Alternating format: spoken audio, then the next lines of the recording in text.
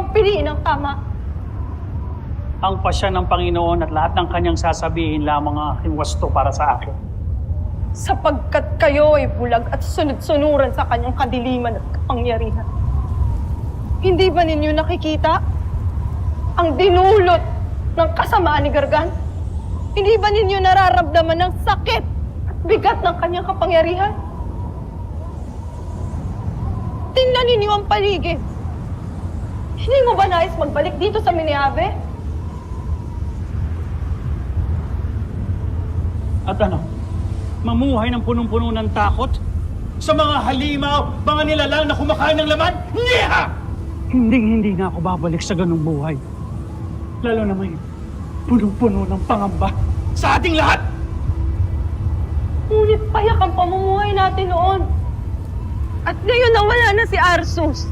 At kaya na nating pakiusapan ng mga nilalang na naninirahan dito. Ano pa ba ang ninanais ninyo? May babalik ko na ang dati nating payak na buhay. At kaya ko pang mas gawing mapayapa at masaya yun para sa ating mga Miniabe. At kaya kong ibigay sa iyo ang pamumuno. Bilang harong ng Miniabe. At handa akong tumulong upang mas mapaunlad pa ang mga kapwa natin Miniabe sa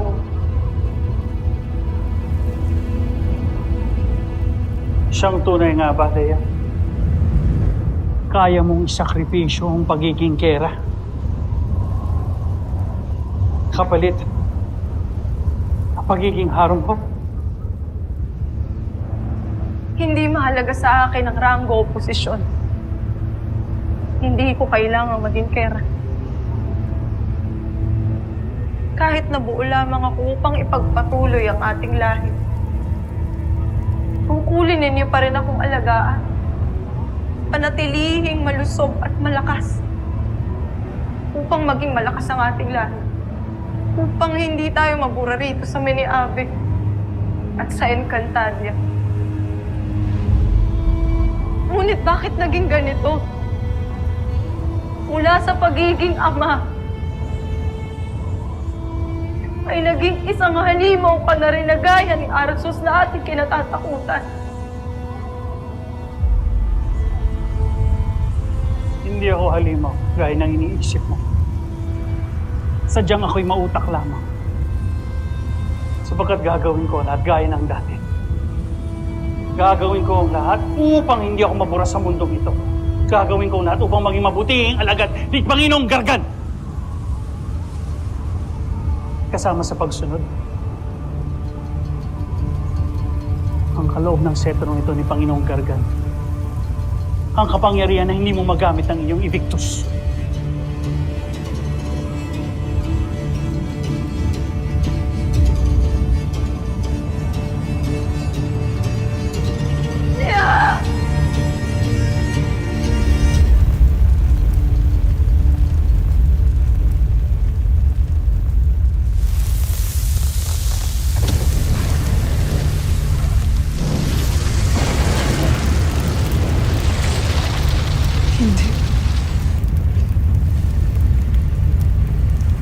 Hindi na ako lalaban sa'yo.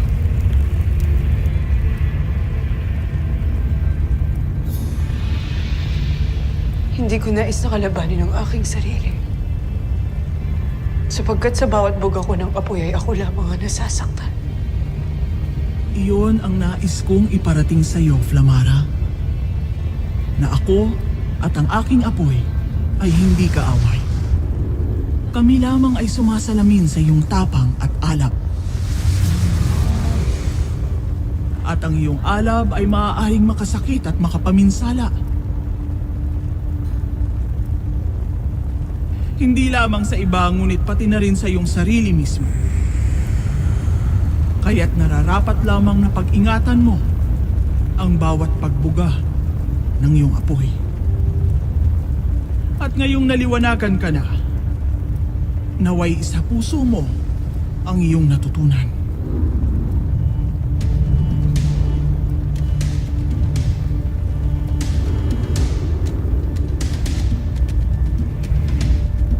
Havisala Eshma sinaunang pasnay. Maaari ko bang malaman ang iyong ngalan? Drakesi, isa sa mga sinaunang Pashnea na piniling manirahan sa Balaak. Ngunit bakit dito ka naninirahan? Hindi ba't kasamaan at kadiliman lamang ang namamayani rito? Sapagkat sa kadiliman ay mayroong ding liwanag. Ito na ang katapusan ng iyong pagsubok. Ngayong naipakita mo na sa akin na kaya mo nang magtimpi. At kaya mo nang pamahalaan ang alab sa iyong puso. Nakikita kong ika'y handa na upang aking tanggapin. Abisala Eshma Drakesi. Kung noon ay natutunan kong makinig at magpakumbaba. Ngayon ay iba naman ang aking natutunan. Hindi lamang ang pamahalaan ng Encantadia, kundi pati na rin ang aking kapangyarihan. Ang aking puso. Lalong-lalo na ang aking sarili. Mainam, Flamara. Patuloy mong pangalagaan ang iyong sarili. Sapagkat ako ay ikaw. Tayo ay iisa.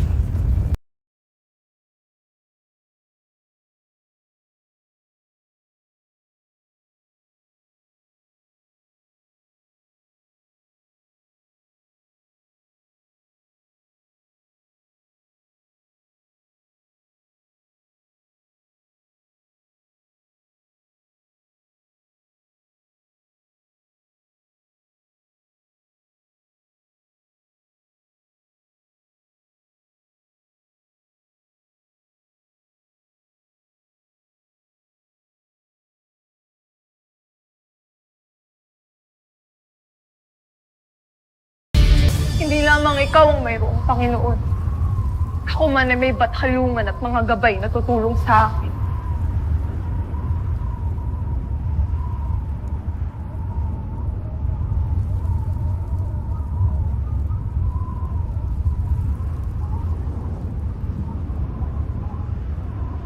Patalumang Cassiopeia. Ako ay inyong dinggin. Ako ay nagsusumamo. Maging kay Haraduri Amihan.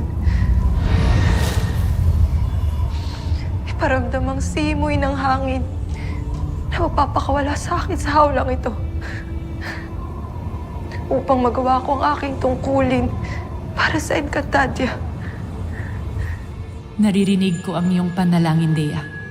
Naririnig ka rin ng lahat ng mabubuting batala. Kaya huwag kang matakot, Sangre. Magtiwala ka sa inyong mabuting kapalaran. Naniniwala ako na hindi ka pababayaan ng kataas-taasan.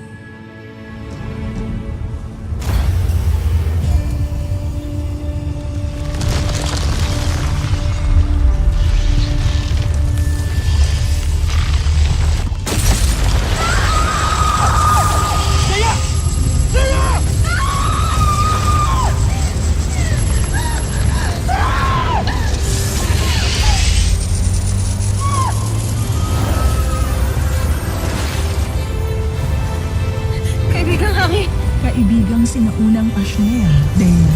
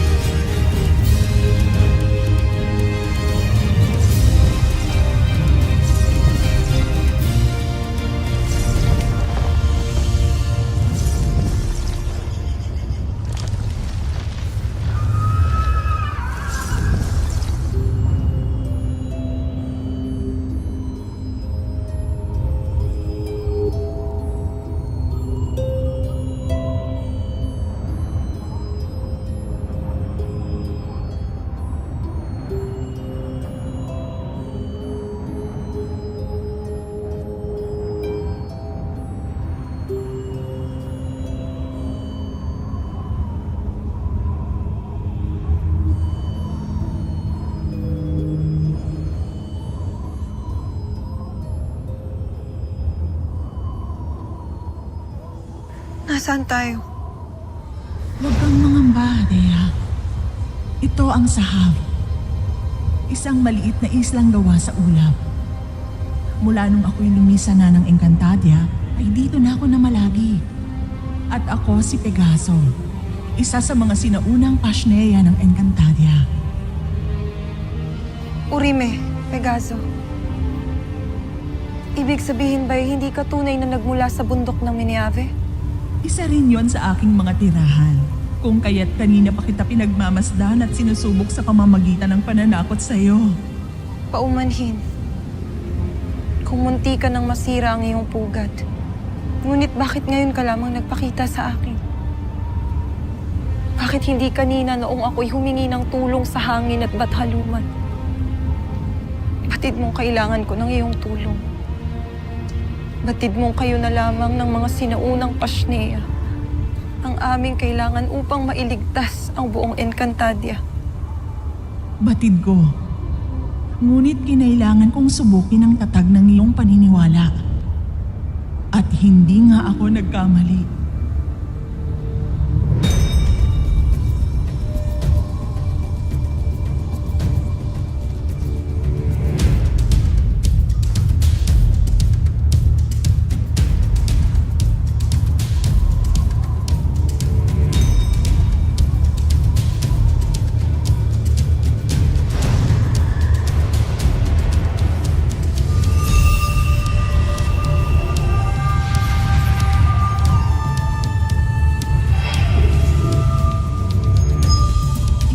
Walang sawang nanalig sa hangin. Kahit sa tingin mo'y walang sasaklolo sa'yo. Sapagkat ako'y naniniwala na ako ay mililigtas. At ang sino mang matatag ang pananalig sa hangin, ay hindi kailanman malalagay sa kapahamakan. Bagkus, siya'y gagantimpalaan. Kantimpala? Sasama ako sa'yo, Dea. Magkasama nating ililigtas ang Encantadia.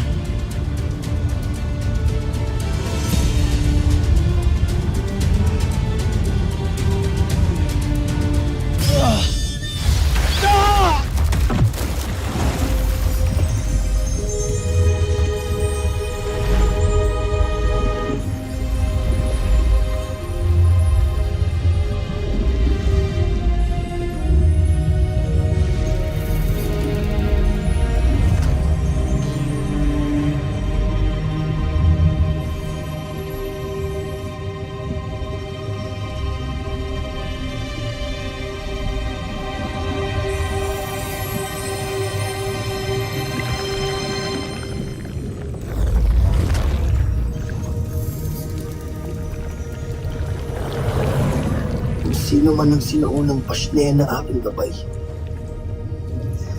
Tulungan mo ako ngayon din.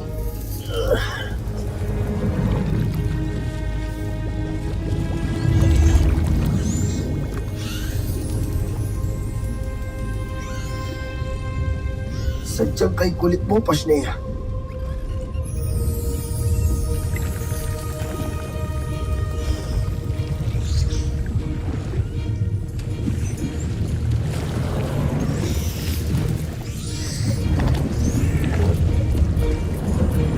Bakit ba tila nandito ka pa rin sa aking tabi?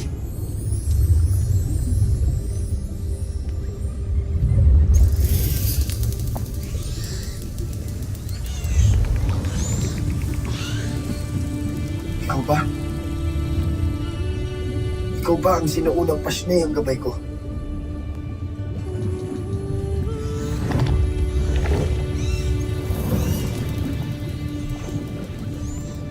Kaya ba kanina mo pa ako sinasamahan?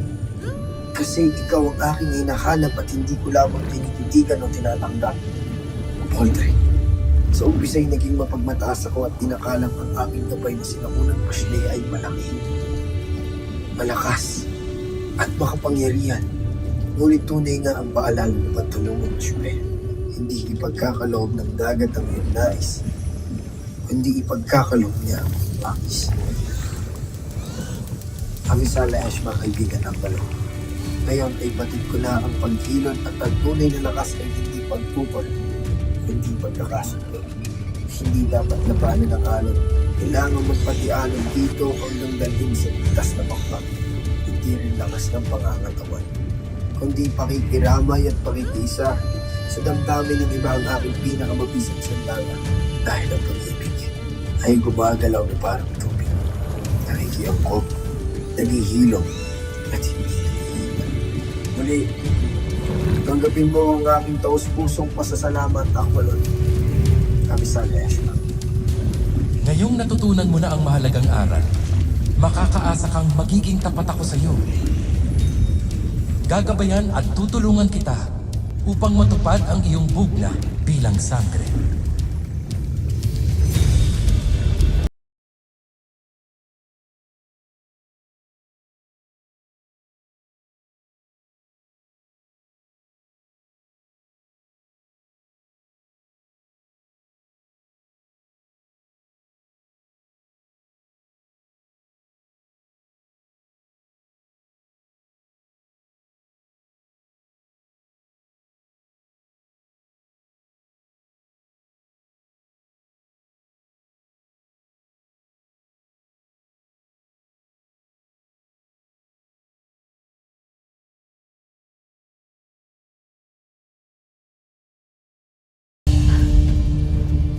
Nagpapakumbaba ako sa'yo. Sinaunang gabay, Pashnea. Alang-alang sa lahat ng mga nabubuhay.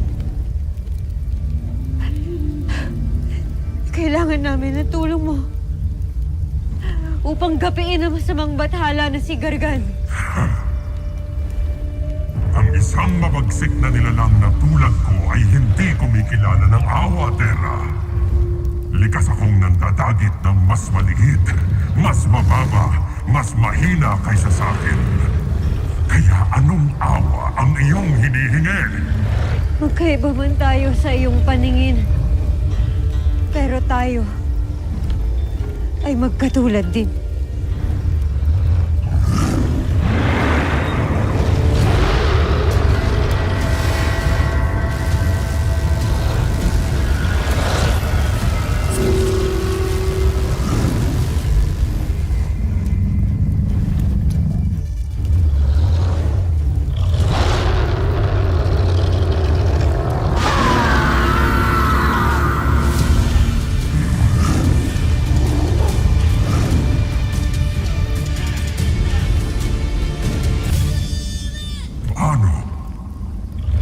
Paano mo ito nagawa?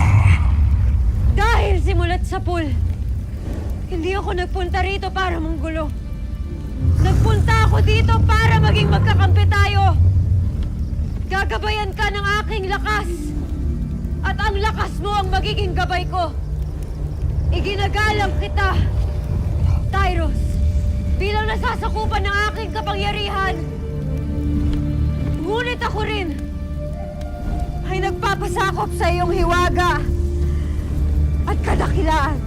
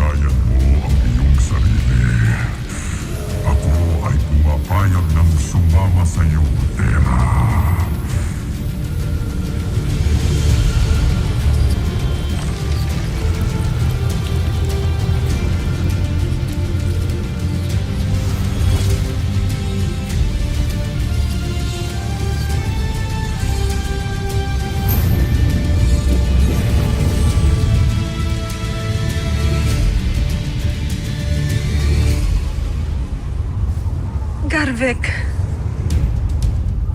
Sala Eshma. Naway ako'y iyong tanggapin bilang iyong bagong kakampi.